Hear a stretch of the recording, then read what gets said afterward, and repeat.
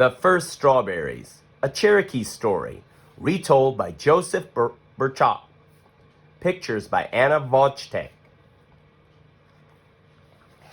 The First Strawberries, a Cherokee story.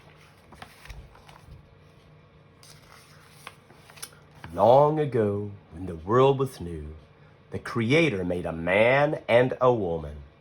The two of them were made at the same time so that neither would be lonesome.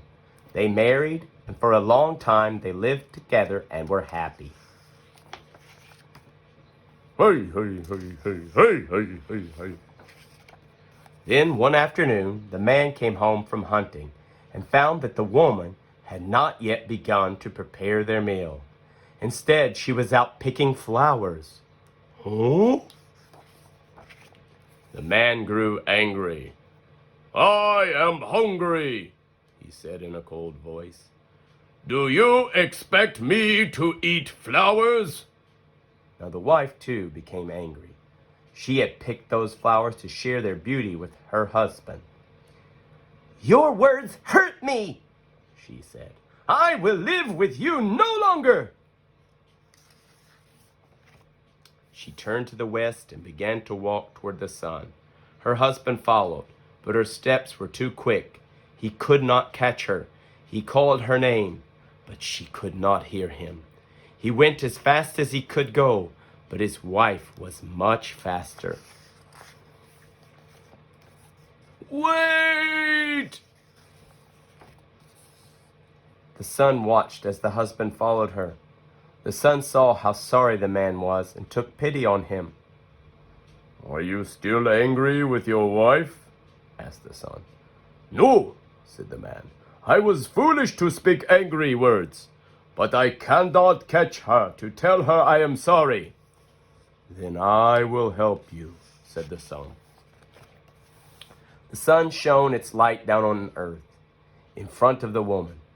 Where its light shone, raspberries grew up.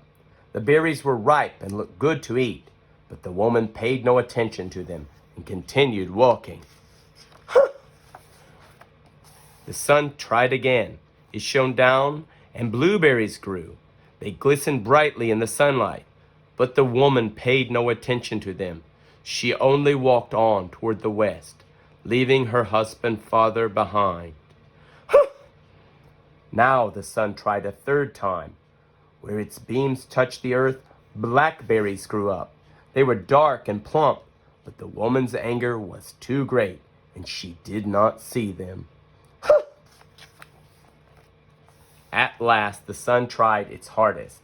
It shone its light down in the grass right in front of the woman's feet, and strawberries appeared. They glowed like fire in the grass, and the woman had to stop when she saw them in front of her. She knelt down and plucked one and bit into it. She had never tasted anything like it before. Its sweetness reminded her of how happy she and her husband had been together before they quarreled.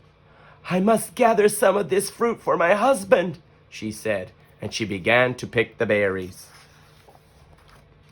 She was still picking them when the man caught up to her. Forgive me my hard words, he said to her, and she answered him by sharing the sweetness of the strawberries. So it was that strawberries came into the world. To this day, when the Cherokee people eat strawberries, they are reminded to always be kind to each other, to remember that friendship and respect are as sweet as the taste of ripe red berries. The end.